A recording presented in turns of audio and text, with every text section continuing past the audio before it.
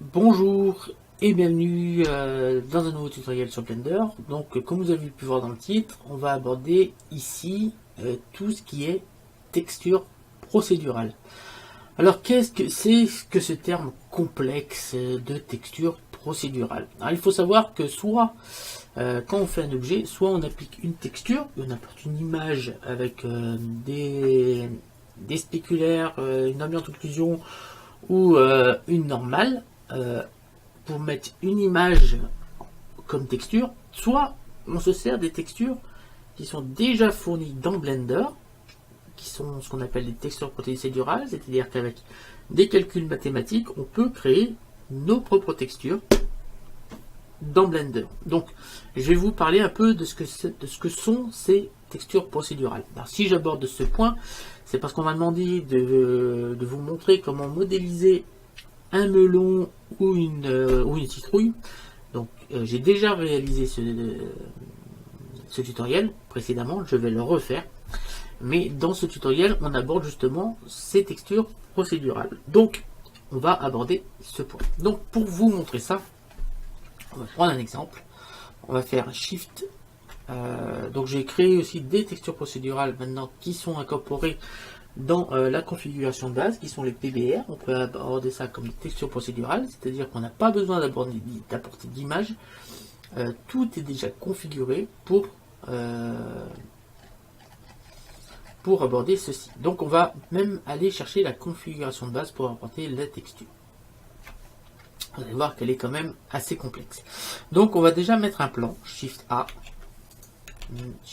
Mesh Plan. Voilà. On va l'agrandir, on va mettre S30, entrée. Voilà. Shift A, ensuite sphère UV, qu'on va mettre au-dessus du plan. Tac.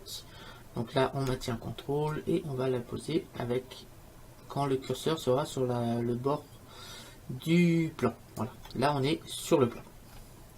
Alors, on va apporter une lumière. Ça sera utile pour les textures, les différentes textures. Donc là, on va enlever le Word. Donc on vient cliquer là, on vient cliquer ici, on va cliquer ici, on va cliquer sur enlever, on va cliquer sur le mat et on va cliquer sur enlever. Voilà. Ici, on va baisser les lèvres à noir. Voilà, on joue complètement du noir. Et là, on a, si je fais Shift Z, on n'a plus rien qui apparaît. C'est normal, on n'a plus d'éclairage. Donc on appuie sur Shift Z, on va faire un Shift A et on va rajouter une lampe. On va tout simplement prendre un point et on va le monter. On va en mettre deux comme ça. On va mettre une ici. Shift D Y et le deuxième ici. Voilà. Si je fais Shift Z, on va voir qu'on a bien éclairé avec deux lampes. On a deux ombres différentes. Maintenant, on va prendre le plan. Donc on est bien sur le plan. On va renommer Sol. Pour ce tutoriel, c'est peut-être pas essentiel de renommer, mais on va le faire. Ici, pour avoir des effets assez sympathiques, on va justement aller chercher une des textures procédurales, qui est les RBP non métalliques. On va chercher du noir. Du noir avec un petit peu d'éclairage quand même. Ce qui fait qu'on a un effet de léger miroir en dessous. Donc c'est la texture procédurale qui fait ça. Alors, on va aborder ça. Et ici, on va en faire deux sphères. Donc on va faire Shift Z, on va sélectionner celle-ci, on va faire un Shift D, on va en mettre, on appuie sur Y pour le bloquer sur, et on va déplacer celui-là. Voilà. On va les mettre là, Shift Z, et là on a deux sphères maintenant. On va en mettre une lisse, voilà, et l'autre on la laisse comme ça. On va même pouvoir faire une petite subdivision de surface sur celle-ci pour essayer d'arrondir encore un petit peu plus les formes. On va laisser à 2, on va cliquer. Voilà, ici on a une sphère non lissée et l'autre qui est vraiment sous forme de boule. Alors, dans les textures procédurales, dans les images procédurales, on va changer un peu la configuration de notre fenêtre. Celle-ci va être seulement notre fenêtre témoin. Ici, on va pouvoir monter un petit peu. Et ici, on va se mettre en éditeur. De nœuds. Voilà, c'est ici que tout va se passer. Donc on va sélectionner, on va passer ici en vue 3D. Voilà, hop, on va dézoomer. Et comme ça, on peut sélectionner facilement ici nos objets. Et la modification s'appliquera ici. On va se mettre dans le même angle. Voilà. Et on va sélectionner celle-ci. Donc là, on a bien notre RBP non métallique qui est ici. Donc là, ici, c'est un groupe. Donc si on clique ici, on appuie sur Alt, on voit un peu, vous allez voir ainsi, ce qu'il y a exactement dans ce groupe. Alors, dans ce groupe, on a énormément de choses qui sont mises. Donc on a un nœud puissance, une diffuse, donc vous connaissez maintenant la diffuse, avec la couleur, la rugosité et la normale. Et on a une réflexion. Donc si on clique sur réflexion, on appuie sur tabulation, on a encore... Voilà, c'est assez complexe à vous expliquer. Alors ça, c'est l'objet réflexion, le nœud réflexion que j'ai créé pour vous. Donc dans ce nœud réflexion, on a un shader de mélange, on a un outil Fresnel, donc je vous expliquerai ça dans un autre tutoriel. L'outil Fresnel, en gros, fait de la réflexion quand on est loin de l'objet, et quand on est proche, on n'a plus de réflexion. Si on regarde bien au niveau des sphères ici, on est très loin de l'objet, on voit quasiment très bien la réflexion. Par contre, si on va très près de l'objet, on voit plus de réflexion. Ça, c'est le Fresnel qui fait ça. On a le Fresnel qui gère le FAC du mélangeur de couleurs entre le blanc et la couleur qui sort de la réflexion. Voilà. Et cette couleur interagit également sur le FAC entre le shader de la diffuse et le brillant. En gros, le Fresnel non seulement nous fait plus ou moins jouer la valeur de brillance, mais il joue également sur la teinte de la couleur pour que ce soit plus ou moins sombre par rapport à la couleur. Donc on appuie sur une des sorties, on appuie sur tabulation. Alors ça se passe ici. Donc là on retrouve bien la diffuse qui sera pris ici, et voilà, ainsi de suite. Donc ça, c'est des textures procédurales que j'ai créées pour vous, qui est leur RBP non métallique. Donc là, vous maintenant, grâce à ça, tout ça, c'est dans ce shader là. Et donc c'est un peu complexe. Si vous voulez que je vous montre comment on fait ça, il faudra me le mettre dans la description si vous voulez savoir. Je ne sais pas si c'est vraiment utile. Vous, tout ce que vous avez besoin de savoir, c'est qu'ici, maintenant, vous n'avez plus que la rugosité, la réflexion et la normale. Voilà. Ici, alors si pour avoir la réflexion, c'est simple. Si vous voulez plus de réflexion, vous bougez ça et vous voyez qu'on a plus de réflexion ici. Voilà. Si vous voulez plus de rugosité, ben pareil, vous avez qu'à monter ceci et c'est plus rugueux, mais si c'est plus rugueux, il y a forcément moins de réflexion. Et après, ben, vous pouvez changer la couleur du sol. Vous voulez plus de rouge. Voilà, on va mettre plus de rouge là. Et on va mettre. Donc on va baisser la réflexion, parce que là c'est le problème, c'est la réflexion qui cache ça. Et on voit bien qu'on a plus de rouge. Voilà. Vous voyez, tout est fait comme il faut. D'accord, on va se remettre ici. Hop, et on va mettre du gris. Voilà. On est revenu à peu près. Là, on va même mettre une normale. Donc tout ça, c'est bien des textures procédurales. Donc on va maintenant venir ici. Et on va cliquer sur nouveau. On va cliquer ici et on va cliquer sur...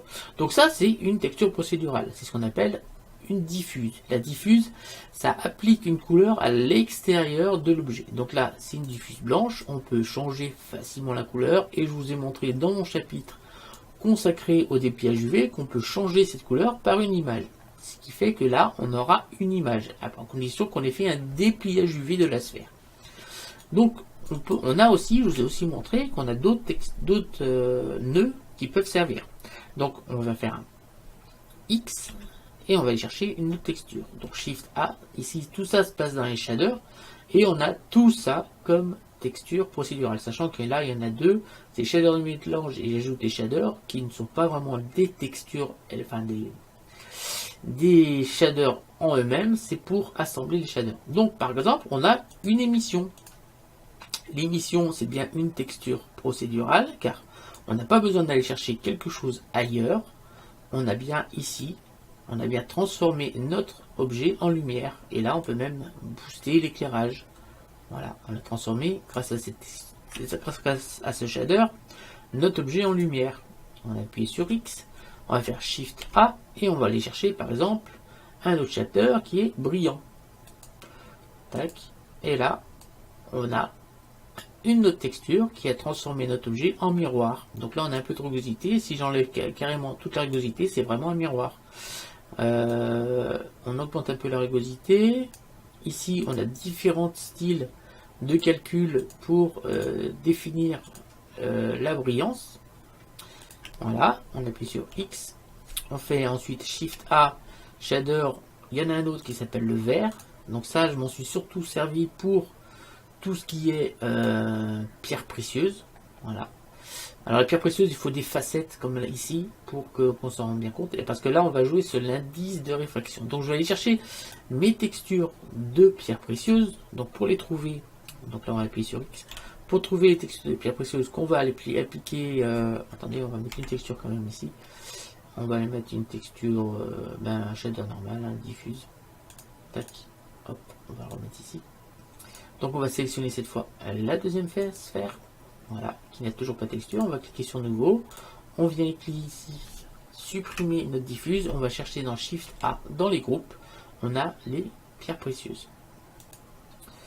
Voilà. Alors, si on veut par exemple du diamant, le diamant c'est la plus complexe de toutes ces pierres précieuses qui sont ici.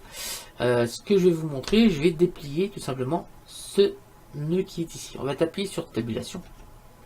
Et vous allez voir qu'ici, on a, c'est quand même assez complexe. Donc, dans le petit nœud que vous avez vu, il y a exactement tout ça. Voilà, tout ça. Et dans tout ça, je sais que ça fait beaucoup, on a exactement beaucoup de choses. Donc, on va prendre, par exemple, ça, ça va être le diamant, je crois. De mémoire, ça, c'est le diamant. Tac, attendez, je ne me souviens plus. Il me semble que tout est en haut. Non, c'est le topaz, le diamant, il est ici. C'est le troisième. Donc, je vais vous montrer un peu la texture diamant, à quoi correspond. Donc, c'est ce paquet-là. Tac, ça, c'est la texture diamant. Alors, comment ça se passe la texture diamant? Alors, on a déjà... On va partir de vert. On part 3 fois la texture vert. Voilà, on a 3 fois la texture vert. Une fois vert avec une couleur rouge. C'est vraiment rouge là, c'est que du rouge. Si on clique dessus, vous voyez, j'ai que du rouge. Ici, on a que du vert. Et en dessous, on a que du bleu. On a une assemblée de ces 3 couleurs. Ici, on a un chiffre qui est une valeur. J'ai rentré 2,418. Ici, une autre valeur, 0,0444. Parce qu'en fait, ces deux valeurs vont changer l'indice de réfraction. Plutôt que de taper à chaque fois l'indice de réfraction ici, tac, et tac, je dis à Blender, moi je veux que par exemple que l'indice de réfraction de mon vert, pour le vert, enfin, pas le vert rouge, le vert vert, l'indice de réfraction c'est seulement 2,418. Donc j'ai pris la valeur, je l'ai mis là. Voilà. Et je veux que l'indice de réfraction pour le vert rouge, ce soit 2,418 moins 0,044. À ce moment-là, je me sers de maths soustraire, donc ça va faire 2,418 moins 0,044, et on a un indice de réfraction du vert, mais pour la couleur rouge. Et ensuite, on a l'indice de réfraction pour le bleu, pour le vert de couleur bleue. C'est au contraire, c'est pas une soustraction, mais c'est une addition, c'est il y a 2,418 plus 0,0444, puisque là je les ajoute pour venir mettre l'indice de réfraction du vert pour la couleur bleue. Alors à partir de là, j'ai tout simplement ajouté les 3 shaders. Donc là, j'ajoute le shader rouge, vert rouge, au shader vert vert. Ensuite, j'ajoute une fois qu'on a ajouté ces 2 shaders, on a un pied 1, qu'on ajoute également au bleu. Ce qui fait qu'ici, on a une sortie, une première sortie qui arrive directement sur un shader de mélange en dessous, qui arrive à notre sortie diamant. Mais ça ne s'arrête pas là, c'est pour ça que c'est assez complexe. On va également aller chercher un autre shader qui est du vert, mais cette fois de couleur blanche. Voilà. Alors ce vert de couleur blanc, on va lui donner l'indice de réfraction de 2,418. J'espère que je ne vous perds pas au passage. Donc cet indice de réfraction de 2,418, c'est pour le vert de couleur blanc, qu'on va rajouter sur le shader de mélange avec celui des 3 autres couleurs vertes. Voilà, ici, on a ce shader de mélange, et ce qui va nous estimer qu'on va passer plus vers le vert de couleur ou vers le vert multicolore, c'est en fait la caméra. C'est-à-dire, c'est l'estimation du rayon de caméra. C'est-à-dire, c'est notre vue qui va dire qu'on va plus voir du vert que de la couleur. Ça, c'est en fait, c'est pour c'est pour compenser l'indice de réfraction. Enfin, je sais pas si je m'exprime bien. Là, on a bien l'indice de réfraction qui est mis là, et là, en plus, on vient appuyer ceci grâce à ce chemin de lumière, estimation de rayon de caméra, qui va plus ou moins faire valider la transparence, parce que là, en fait, c'est du transparent, et ici, on rajoute de la couleur. Donc, c'est pour faire valider plus ou moins la couleur. Ensuite, pour accentuer encore un peu plus l'effet couleur, on va venir ici prendre le shader, on va encore compenser ici, et cette fois on met un facteur de 0,664 et on arrive finalement au diamant. J'espère que c'est pas trop compliqué ce que je viens de vous dire. Voilà comment on a fait la texture du diamant, des topazes, et toutes les pierres précieuses ont les véritables valeurs d'image qui les composent. On va appuyer sur tabulation pour refermer ça, et tout ça, maintenant, vous n'avez plus à vous soucier de tout ça, des indices de réfraction et tout ça. La seule chose que vous avez à faire, par exemple, je veux ça en diamant, je prends ça et je mets ça ici, et on a un diamant. Voilà. Alors on voit pas très bien parce qu'on n'a pas trop de lumière derrière. Si je viens sur le Word, on va éclairer un petit peu plus. Voilà, et là vous voyez bien qu'on a cet effet de diamant qui a été mis ici. Voilà, c'est toutes les procédures qu'on a mis en place, c'est ici. Donc comme je dis, toutes les procédures qu'on a mis en place, parce qu'en fait ici ce sont bien des textures procédurales. On peut en faire d'autres, d'ailleurs on va les faire sur celle-ci qui n'a plus besoin, qui n'a plus pour l'instant de texture procédurale. Alors, on va venir ici. Alors là, vous voyez que là on a une couleur. D'accord. Mais on peut dire à Blender, je veux que ces couleurs s'alternent. C'est-à-dire, on va rajouter un Shift A, couleur, mélanger RGB. Voilà. On va prendre la couleur qui est là.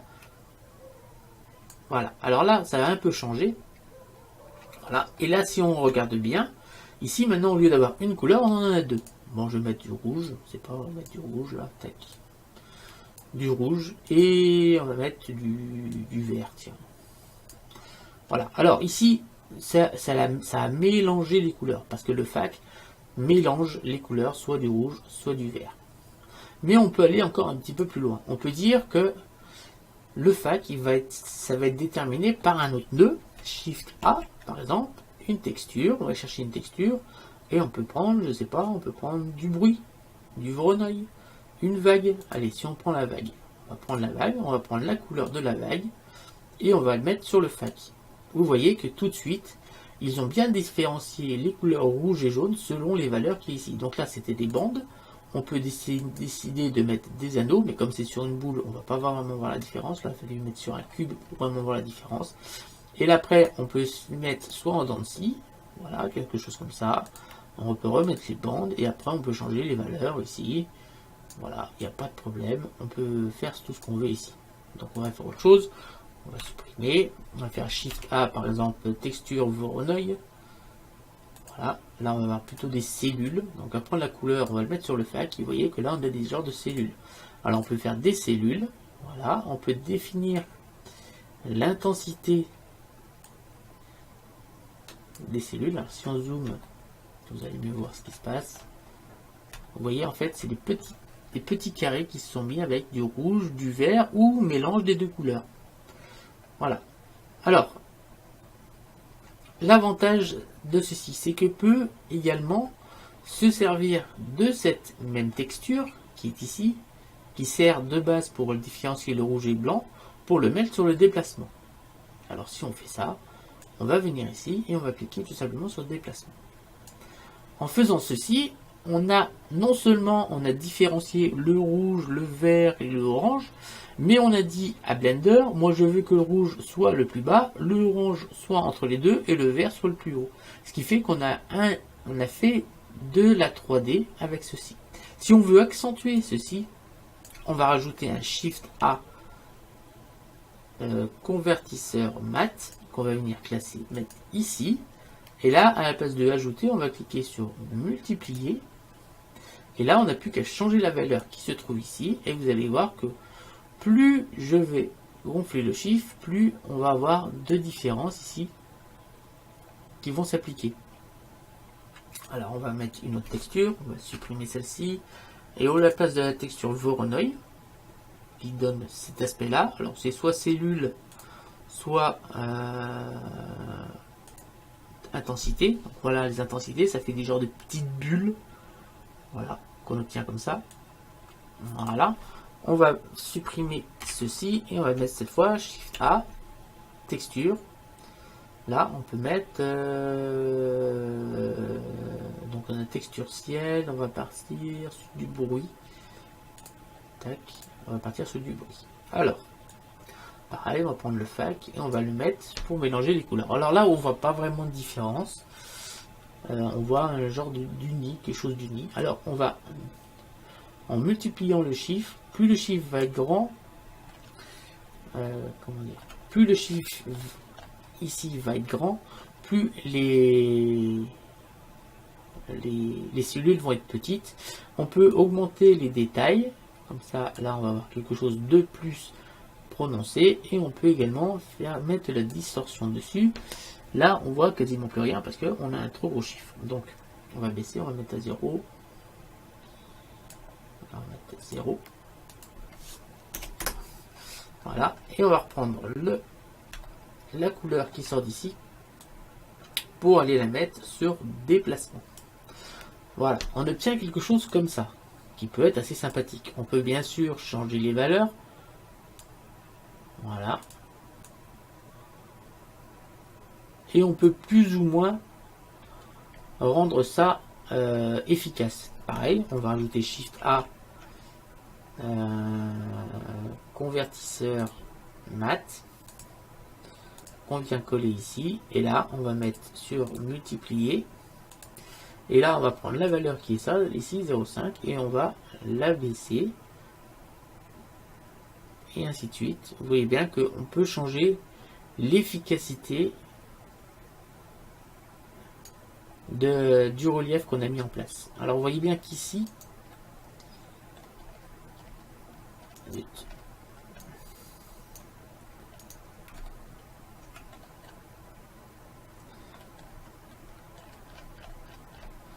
voilà, si on prend ceci, on a bien deux textures différentes, deux textures procédurales, une qui est faite pour faire du diamant, voilà, et l'autre qui peut faire une boule avec du relief. Voilà. Je n'ai pas utilisé ni des pliages UV, ni d'image. Je ne me suis servi que de ce que fournit déjà Blender. Aussi bien pour faire les textures de pierres précieuses, de métaux. Alors on peut aller mettre ça, si on veut, on peut mettre la selle de facette en métal. Donc on va la sélectionner. Voilà. Et on peut même faire jusqu'à aller faire un mixte entre du diamant et de l'or si on veut. On va faire Shift A, donc groupe.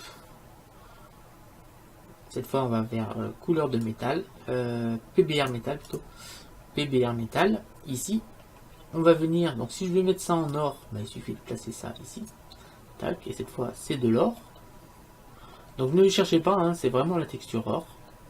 Vous allez voir que la texture que j'utilise, que j'ai créée ici, elle est aussi complexe que pour le diamant. Si je fais tabulation, vous allez voir que ici, comme je vous l'ai dit, c'est aussi complexe, voire plus que le diamant. Car non seulement on a les couleurs de réflexion et de réfraction pour tous les éléments. Hop, attendez. Pour tous les éléments, mais ici on a également les couleurs. Donc on vient ici, on fait tabulation, et là on a toutes les différentes couleurs pour les différents métaux, exactement comme dans la vraie vie. Voilà, ici, parce que tout ça c'est des nœuds texture procédurale. Ici, on en a une autre, c'est ici. Un Fresnel consacré aux métaux, contrairement au Fresnel du début, donc c'est pas tout à fait le même que tout à l'heure, et ainsi de suite.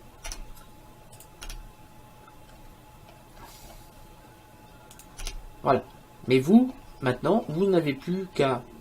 Donc j'ai rajouté sur le nœud une rugosité et une normale pour pouvoir encore derrière rajouter des petites options sur les différents métaux. Donc si on rajoute un petit peu de rugosité, il faut toujours en rajouter un petit peu, sinon ça fait trop miroir. Voilà, on va baisser ceci au noir et on a cette fois vraiment l'impression d'avoir de l'or. Alors, on peut bien sûr mixer maintenant les deux. Shift A, shader de mélange. Tac. C'est pour ça que je vous conseille, on va passer par exemple du rubis. Tiens. Hop. Et là, on a un mix entre les deux. On a un mix entre le rubis et le saphir. On va aller chercher les petites lumières, on va les booster un petit peu parce que là, il n'y a pas assez d'éclairage par contre.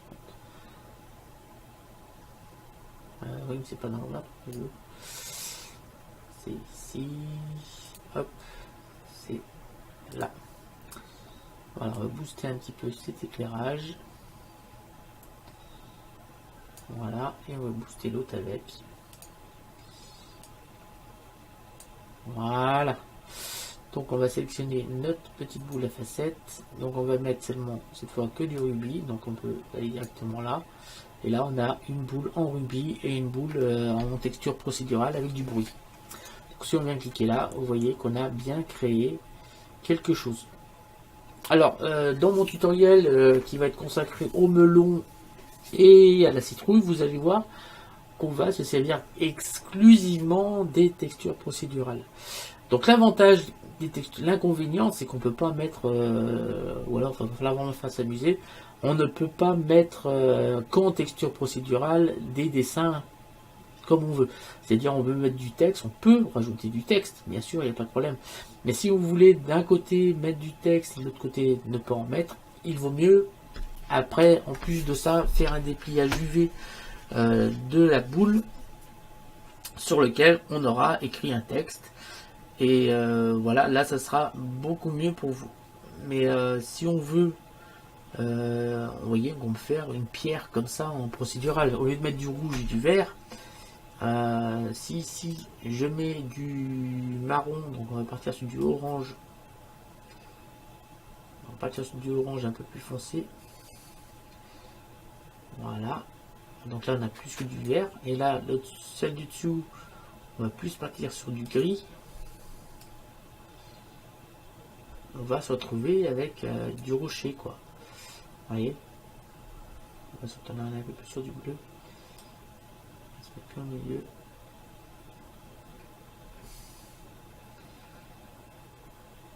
Là, on est pas mal. Et là, on a vraiment l'impression d'avoir un rocher.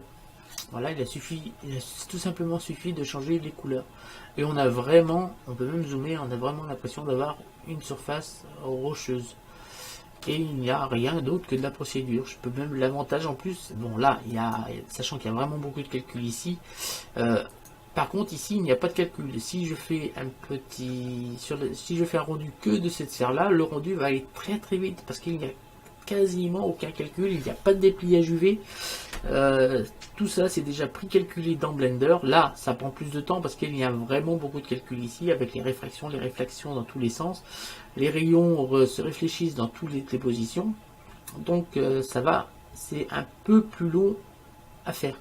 Par contre, par exemple, la texture diamant, c'est la plus longue à rendre. D'ailleurs, pour la rendre assez loin, il faut quand même beaucoup d'échantillonnage ici.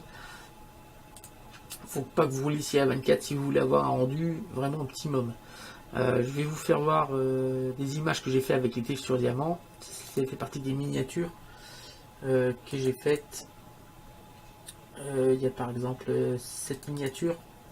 Voilà, là c'est la texture diamant. C'est simple, hein, j'ai fait un dépliage, j'ai laissé les facettes et j'ai mis la texture diamant avec un petit cône, un petit cylindre de lumière à l'intérieur. Et voilà ce que ça donne. Vous voyez qu'on a des effets de rouge, de bleu, de jaune. Voilà, c'est quand même assez sympathique. J'ai fait également de la même façon cette miniature là. Donc là c'est simplement une sphère, il n'y a rien d'autre. J'ai mis un tore lumineux au milieu et voilà. Il a fallu faire le rendu. D'ailleurs je pense que sur le tuto j'explique comment je fais ça. Voilà le rendu. Et là la texture, j'ai seulement mis une texture diamant. J'ai rien mis d'autre. Vous voyez qu'on a des effets d'arc-en-ciel sur les prismes que donne le diamant. Voilà. Donc c'est la fin de ce tutoriel sur les textures procédurales. Donc en fait une texture procédurale, c'est qu'on se sert des nœuds et que des nœuds fournis par Blender pour pouvoir développer des textures qui peuvent être très poussées, comme je vous ai montré aussi bien pour les pierres précieuses que pour les métaux ou même pour le PBR non métallique. Ce sont des textures que j'ai créées pour vous simplifier la vie sur Blender. Je pense que je vais peut-être en faire d'autres. Peut-être du bois, comme ça vous aurez plus qu'à, si jamais vous voulez mettre du pin, du chêne, enfin, voilà. Je pourrais faire la même chose. Disons que c'est des textures que vous pouvez créer vous-même dans Blender. Donc c'est pour ça que je vous demande d'installer quand vous configurez Blender. Donc je vous renvoie à la première vidéo des deux playlists outils et tuto sur Blender. La première vidéo qui est comment installer et configurer Blender, car dans la description de la vidéo en plus vous avez le lien pour installer ce petit fichier en plus, voilà, qui est configuration de base. D'ailleurs vous allez voir ce que c'est configuration de base. Donc je vous explique. En fait, configuration de base, c'est tout simplement, alors si on vient dessus, tac, on va sélectionner la configuration de base, je ne peux pas la sélectionner, hop. On va sélectionner la configuration de base. Voilà. La configuration de base, qu'est-ce que c'est? C'est en fait, si on vient, on va ouvrir ça, on va sur N. C'est en fait un plan qui fait 1 mm sur 1 mm, on pourrait même mettre moins, c'est pas un problème, qui se situe à 250 km, je pourrais plus mettre plus loin, qui se situe à 250 km sur toutes les distances, aussi bien X, Y et Z, du centre de la scène, c'est-à-dire du curseur 3D, ça se trouve à 250 km, un plan de 1 mm sur 1 mm, qu'on ne peut pas voir, qu'on ne peut pas rendre et qu'on ne pouvait pas sélectionner jusqu'à ce que je clique sur cette flèche. Donc, sur cette texture, sur ce plan, on a importé, j'ai mis la texture pierre précieuse, c'est-à-dire là, avec un shader, on s'en fout en fait. Ici, le RBP non métallique et le PBR métal. Pourquoi?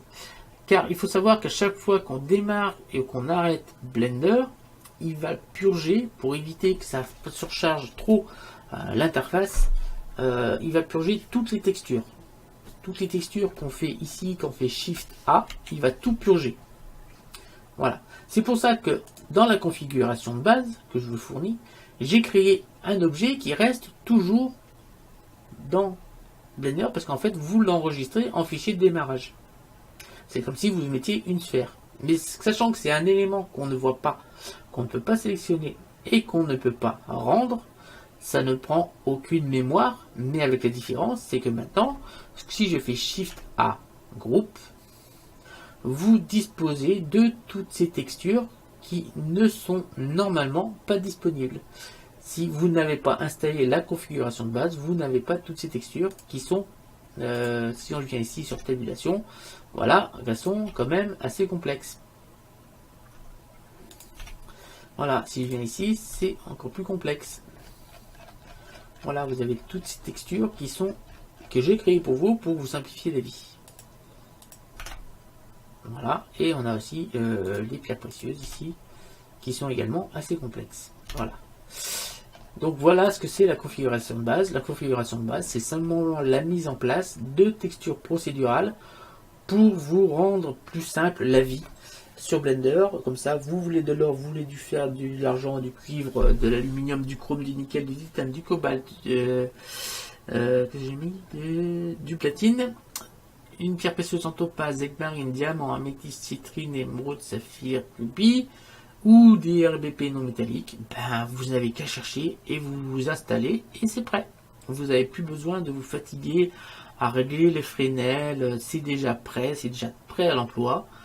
Surtout les Fresnel au niveau RBP non métallique, comme ici le Fresnel est appliqué, ce qui rend les objets beaucoup plus réalistes parce que dans la vraie vie, il y a du Fresnel. Si vous voulez que je vous fasse un tuto, une formation pour vous bien vous expliquer ce que c'est le Fresnel, il suffira de me le dire, je vous ferai la formation, il n'y a pas de problème.